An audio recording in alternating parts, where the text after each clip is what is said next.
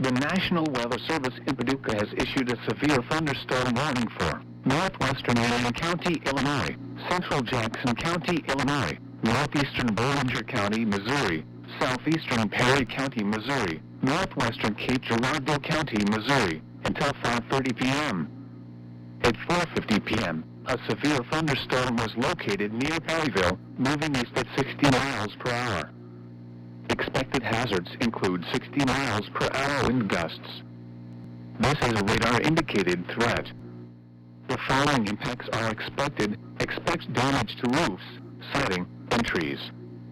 Locations impacted include Carbondale, Perryville, Murfreesboro, Grand Tower, Altenburg, Altiel Pass, Fona, Gorham, Longtown, and Old Appleton.